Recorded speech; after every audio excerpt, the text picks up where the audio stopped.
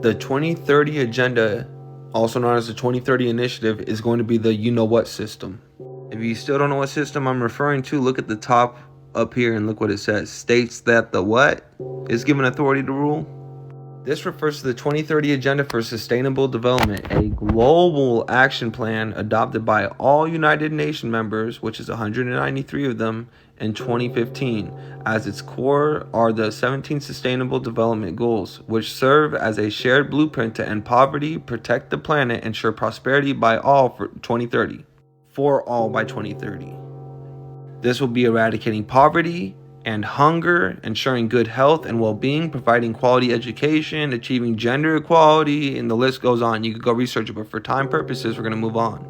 Now notice this, the National Vision 2030 plans, most notably Saudi Arabia's, are strongly aligned with the United Nations Agenda 2030, its Sustainable Development Goals. These national programs utilize the 17 UN goals as a framework to drive transformation with significant overlaps in areas like economic, diversification, sustainability, and social development. According to Saudi's officials and analysts, the kingdom's Vision 2030 is heavily aligned with the UN's SDGs, focusing on creating a vibrant society, thriving economy, ambitious nation through sustainable practices. Yes, 6G is expected to be a foundational technology for future smart cities, acting as the nervous system that enables hyper-connected urban environments. While 5G provides an initial framework, 6G is projected to offer speeds up to 100 times faster, sub-millisecond latency, and native artificial intelligence (AI) to handle the massive data requirements of cities by roughly 2030. In Hebrew gematria, the letter Gimel, which makes the G sound, has a numerical value of 3, 6, 3. Think about that. 3 sixes, 6G, 3 sixes, 6 times 3, 6, 6, 6.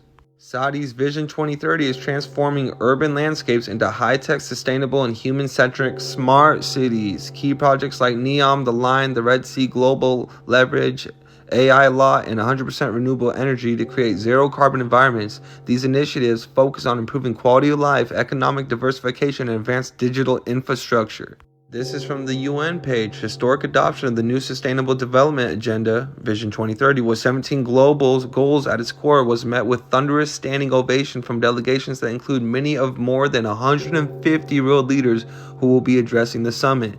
Ushering in a new era of national action, international cooperation, the new agenda commits every country to take an array of actions that would not only address the root cause of poverty, but would also increase economic growth, prosperity, and meet people's health, education, social needs while protecting the environment. Speaking at the opening ceremony of the summit, the United Nations Secretary General Ban Ki-moon said the new agenda is a promise by leaders to all people everywhere. It is a universal, integrated, and transformative vision for a better world. It is an agenda for people to end poverty in all its forms, he added. It is an agenda for shared prosperity, peace, partnership, conveys the urgency of climate action, and is rooted in gender equality and respect for rights of all. Above all, it pledges to leave no one behind. The true test of commitment to Agenda 2030 will be implementation. We need action from everyone, everywhere. 17 Sustainable Development Goals are our guide. They are our to-do list for people. Never before have the world leaders pledged common action and endeavor across such a broad and universal policy agenda, states the declaration adopted by the leaders. We are setting out together on a path towards sustainable development, devoting ourselves collectively to pursuit of global development and a win-win cooperation which can bring huge gains to all countries and all parts of the world. Even the Pope decides to speak on this. The official adoption came shortly after Pope Francis addressed the General Assembly, stating the adoption of the 2030 Agenda for Sustainable Development at the World Summit, which opens today, is an important sign of hope. This organization will have the false prophet. Look at the Templar cross on them, which we know represents the free builders.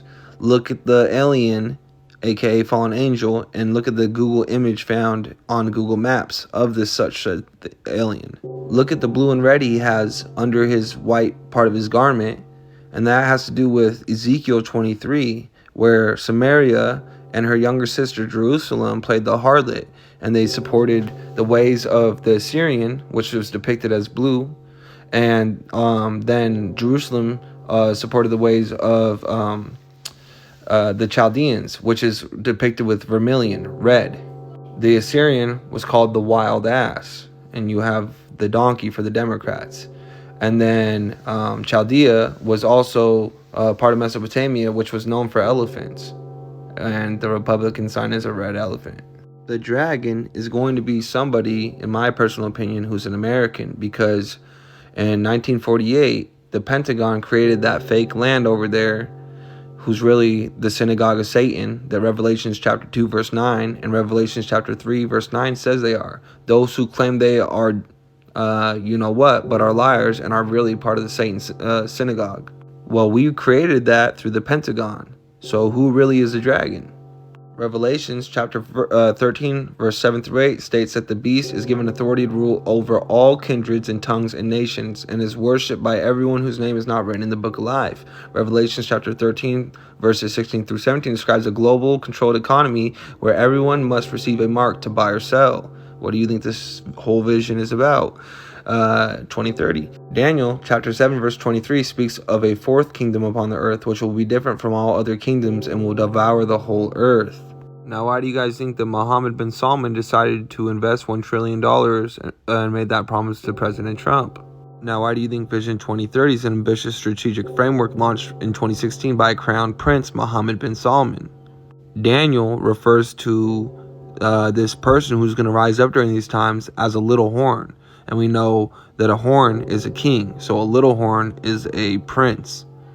So why do you think that he's so involved with this? Why do you think he's investing so much money? I believe he's going to be the actual, the one that the dragon gives his authority to. I'm trying to censor my words because my last video got banned for such things. While most associated with Saudi Arabia, the term Vision 2030 is used globally by organizations and other governments. As we could even see down at this bottom paragraph, this is even already being incorporated in 2 cities in America. Several cities and regions and corporations such as local development groups in Gainesville, Georgia, use Vision 2030 to outline their own localized strategic growth and sustainability goals. So this organization to the right is, in my personal opinion, the false prophet that's going to lead the sheep into the slaughter. This will be the man who the dragon gives his authority to, and those who don't worship him will be persecuted. And the dragon's going to be somebody that's actually from the States. This is who I believe the dragon's going to be just because of his name. His first name means lightning or flash and is derived from the Hebrew root BRQ. It symbolizes brilliance, speed, and divine power, and is also related to the Arabic word meaning blessing. His middle name is beautiful or handsome, little good one or little handsome one, or little beauty. And his last name means to lean or to bend or slightly bent. And when you use that word in the Hebrew, to bend or crooked, it's not usually a good reference. When you add them all together, lightning, handsome / beautiful, and to bend, it sounds like Luke when Jesus says, "And beheld, I saw Satan fall from the sky as lightning." So you have the dragon, the one he gives his authority to. And this organization, one of their people will be the false, that's going to lead the sheep to the slaughter.